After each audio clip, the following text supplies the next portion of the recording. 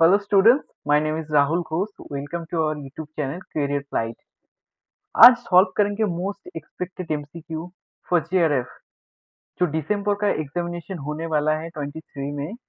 उसी के लिए कुछ क्वेश्चन जो है इम्पोर्टेंट क्वेश्चन उसको सॉल्व करेंगे और देखेंगे क्या स्ट्रैटेजी है जेआरएफ का। जैसे कि आप लोगों को पता है कि दिसंबर का डेट शीट दे दिया गया है, आप लोगों का एग्जाम है कुछ ही दिन बाद, तो आप लोगों का तैयारी अच्छे से चल रही होगा। तो उसके वजह से जो कुछ क्वेश्चन है मैं लाया हूँ, इसको सॉल्व करके हम लोगों को जो कॉन्फिडेंस है थोड़ा-सा बढ़ जाएगा, ठीक है? चलिए सॉल्व करते हैं, ठीक है? चलिए सॉल्व करते हैं क्वेश्चंस को। उसके साथ-साथ आप लोग जो है चैनल को सब्सक्राइब कर दीजिए और उसके साथ-साथ जो है लाइक कर दीजिए सेशन को और अपने दोस्तों के साथ शेयर भी कर सकते हैं, ठीक है? चलिए देखते हैं जो फर्स्ट क्वेश्चन है वो क्या बोल रहा है। उससे पहले उससे पहले आप लोग हमारे साथ जुड़ सकते हैं करियर फ्लाइट में।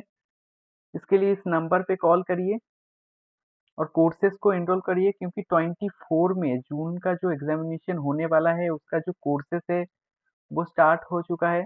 आप लोग जाके उसमें एनरोल करिए खुद को और उसमें आपको मिलेगा ऑनलाइन और ऑफ़लाइन दोनों के कोचिंग।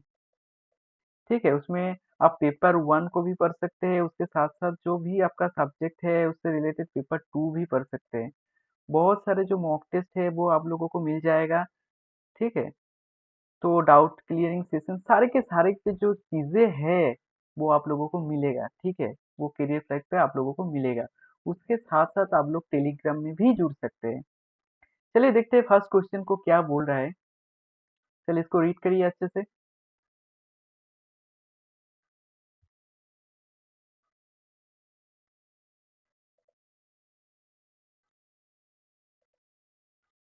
क्या बोल रहा है इसको रीड करिए। ये दोनों लैंग्वेज में है, हिंदी में भी है और इंग्लिश में भी है। आप रीड करिए अच्छे से।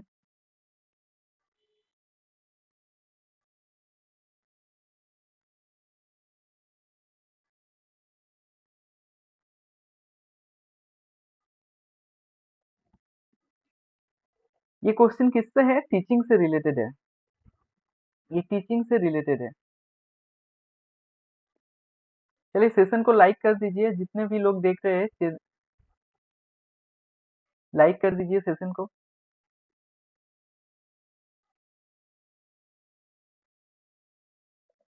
तो क्या बोल रहा है क्वेश्चन में? From the following list of learner characteristic identify those which are associated with field independent learner.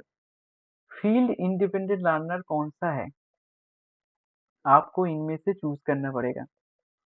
ये कौन सा कैरेक्टरिस्टिक है जो फील्ड इंडिपेंडेंट लर्नर पे फिट होगा? मतलब जो लर्नर खुद से सीखने की कोशिश करता है। तो इसमें आप ऐसा कर सकते हैं कि जो राइट आंसर है उसको चूज कर सकते हैं या फिर रॉन्ग आंसर को आप एलिमिनेट कर सकते हैं। ऐसे करेंगे तो एग्जाम में अच्छा स्कोर आएगा और टाइम का जो बचत है वो भी देखने को मिलेगा आप लोगों को। ठीक है, चलिए तो इसका आंसर करते हैं। क्या होगा? Focuses on facts and principle, ये तो होने वाला है। ठीक है, उसके बाद देखते हैं receives global aspect of concept and materials, ये नहीं होगा, मतलब बी नहीं होगा। बी जिधर भी है उसको आप एलिमिनेट कर दीजिए।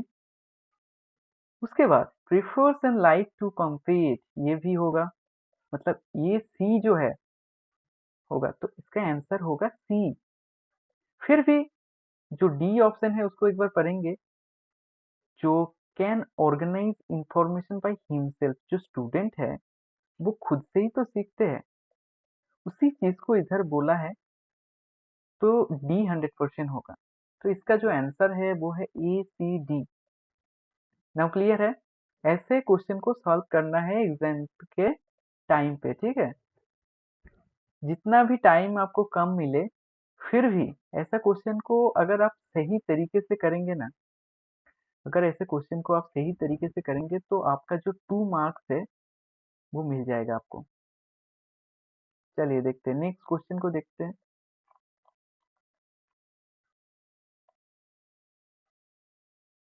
चलिए इसको रीड करिए अच्छे से।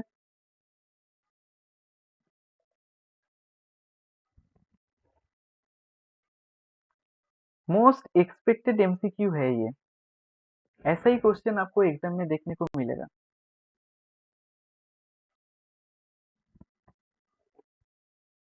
रीड करिए अच्छे से, ये भी टीचिंग से रिलेटेड है।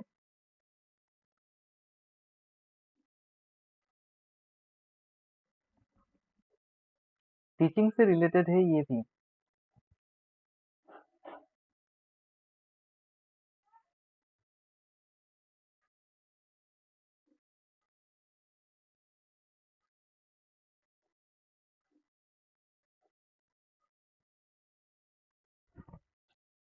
चलिए रीड करिए। सब लोग लाइक कर दीजिए सेशन के और शेयर कर दीजिए।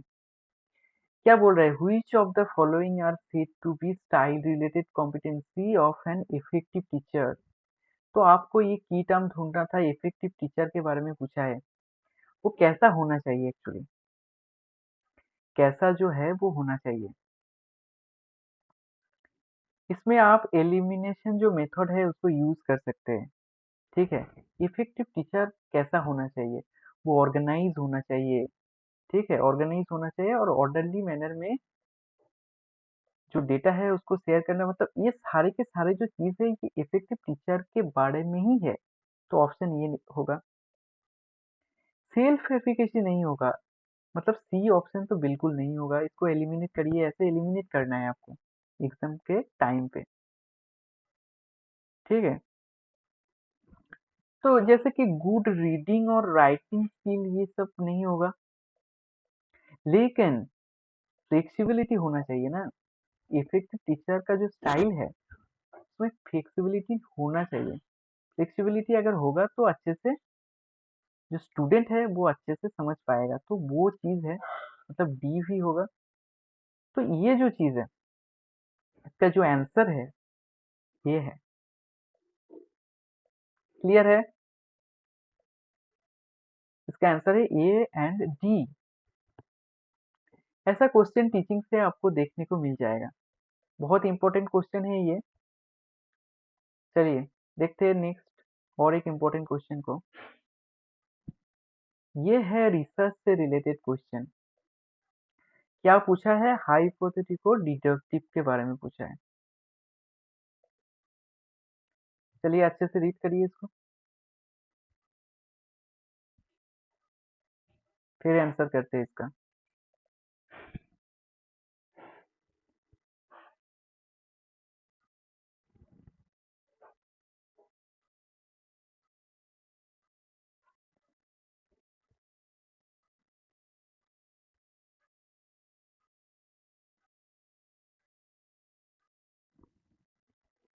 हाइपोथेटिको डिडक्टिव रिसर्च के बारे में पूछा है।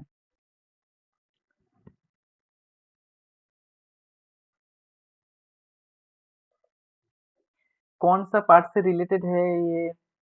क्वांटिटेटिव रिसर्च से रिलेटेड है। तो कौन कौन से आंसर जो है वो होने वाला है वो आपको देखना पड़ेगा।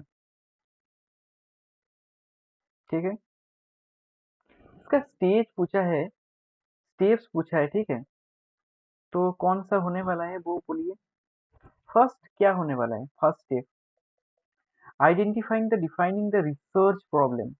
ये तो पहले ही होगा, मतलब ये होगा। तो 1 2 और 3 ऑप्शन आप चूज कर लीजिए। ठीक है।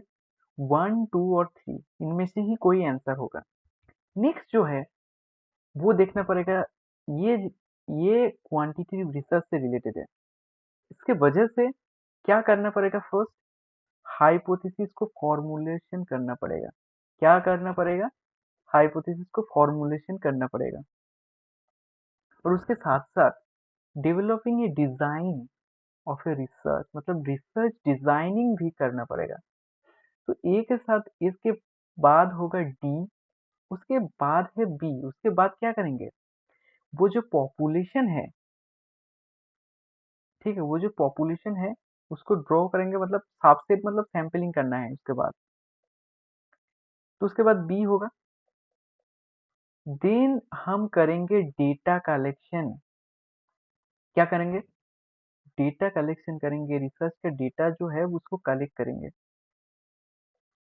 देन जो लास्ट में आएगा वो डिसीजन लेना पड़ेगा, कौन सा रिसर्च हाइपोथेसिस लेंगे, जैसे कि नल हाइपोथेसिस और रिसर्च हाइपोथेसिस, उसको टेस्ट करना पड़ेगा।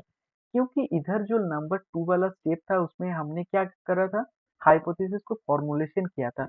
तो लास्ट में उस हाइपोथेसिस को टेस्ट करेंगे। इसके लिए आंसर होगा ये। प्रॉब्लम का सिलेक्शन के बाद करेंगे क्या,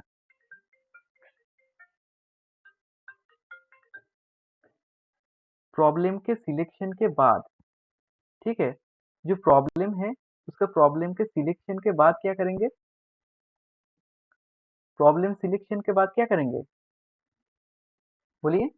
प्रॉब्लम को सिलेक्शन करने के बाद हम करेंगे, ऑप्शन डी में क्या करेंगे, हाइपोथेसिस को फॉर्मुलेशन करेंगे। नेक्स्ट हम सैंपलिंग के बाद डेटा कलेक्शन करेंगे, लास्ट में वो जो हाइपोथेसिस हमने लिया था उसको टेस्ट करेंगे। तो इसका जो आंसर है वो ये होगा। चलिए देखते हैं नेक्स्ट क्वेश्चन को।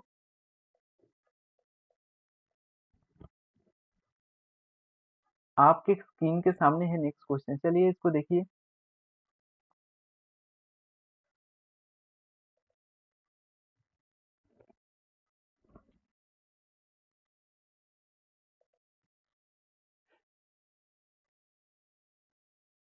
इसको रीड करिए।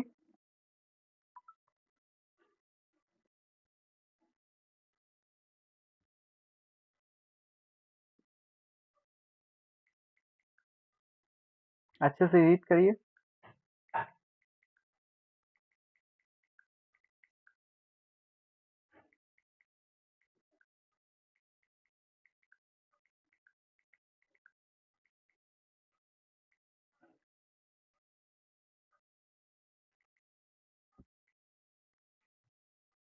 ठीक है, क्या बोल रहा है इसमें,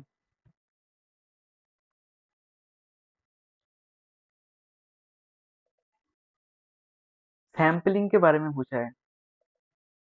Which of the following sampling technique in research imply randomization and equal probability of drawing the units? मतलब प्रोबेबिलिटी सैंपलिंग के बारे में पूछा है इधर। आपको इनमें से बताना है कौन सा प्रोबेबिलिटी सैंपलिंग है।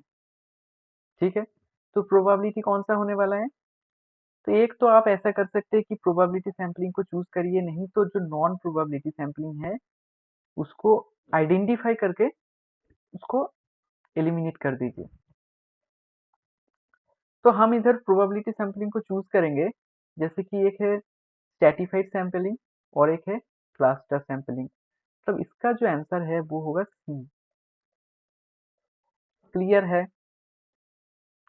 आप इससे भी मतलब ऐसे भी आप आंसर को निकाल सकते थे। ठीक है,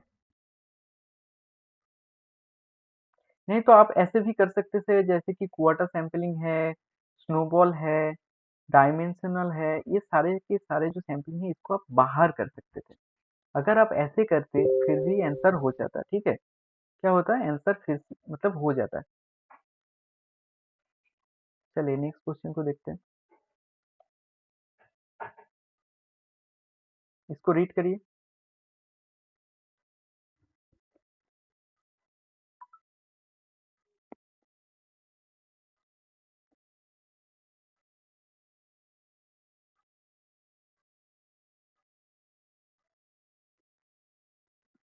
ये भी रिसर्च से रिलेटेड ही एक क्वेश्चन है। चलिए इसको रीड करिए।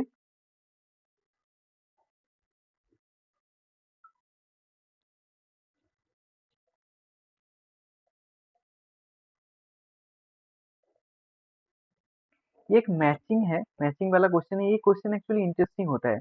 इस क्वेश्चन से जो लेफ्ट साइड का जो ऑप्शन है उसको राइट साइड से आपको मैच करना होता है। ये इंटरेस्टिंग क्वेश्चन है क्योंकि एक ही ऑप्शन से आपको बहुत सारी चीजें के बारे में पता चल जाता है। ठीक है, मतलब बहुत सारे कॉन्सेप्ट जो है वो क्लियर हो जाता है। ठीक, आपको रीड करना है इसको अच्छे से।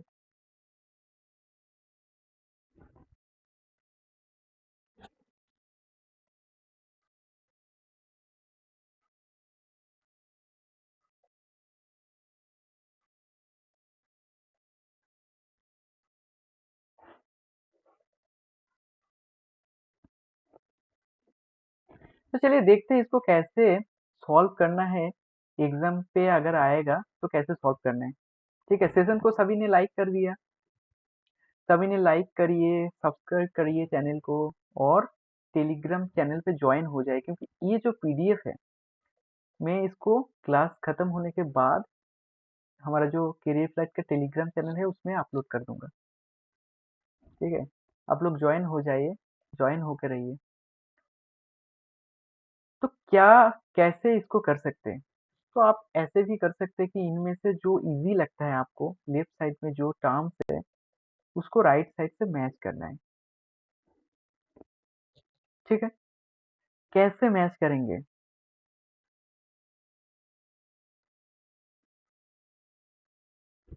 रिसर्च प्रॉब्लम क्या होता है? The research question which has to be answered. तो ए का 4 होने वाला है। अब रिसर्च हाइपोथेसिस क्या है, इसको भी तो जानना जरूरी होता है ना। रिसर्च का हाइपोथेसिस का डेफिनेशन ही क्या होता है? ठीक है, तो हाइपोथेसिस क्या होता है? एक टेंटेटिव स्टेटमेंट होता है। वही चीज इधर लिखा हुआ है, तो हाइपोथेसिस बी का 3 होगा। इनमें से कहाँ है बी का 3? इधर दिख रहा है। ठीक है, सैंपल के बारे में पूछ रहा है, सैंपल ऑफ स्टडी। सैंपल क्या होता है? सैंपल होता है ये सबसेट। ये की टर्म को याद रखना, ये जो सबसेट वाला की टर्म है ये सैंपल से रिलेटेड है। इससे आप कर सकते हैं, जैसे कि हाइपोथेसिस में टेंटेटिव स्टेटमेंट। तो ऐसे क्वेश्चन को सॉल्व करेंगे की टर्म से रिलेटेड करके ना, तो आंसर होने के चांसेस, जो करेक्ट होने के चांसेस है वो ज्यादा होते हैं। सी का 2 हो गया, डी का होगा ए, मतलब रिसर्च टूल्स के बारे में इधर दिया हुआ है कि devices using which data are gathered. तो इसका जो आंसर है वो ये है। तो ये था आज का क्लास। उम्मीद है कि अच्छा लगा आप लोगों को। तो सेशन को लाइक कर दीजिए और इसको शेयर कर दीजिए। ठीक है, और चैनल को सब्सक्राइब करके रखिए, और टेलीग्राम चैनल में आप लोग ज्वाइन हो जाइए। इससे रिलेटेड बहुत सारा क्वेश्चन जो है वो एग्जाम से पहले मैं अपलोड करूंगा यूट्यूब पे। तो आप लोग जुड़े रहिए, चैनल के साथ जुड़े रहिए, हमारे जो करियर फ्लाइट का चैनल है उसके साथ जुड़े रहिए। ठीक है, चलिए फिर मिलते हैं नेक्स्ट क्लास में।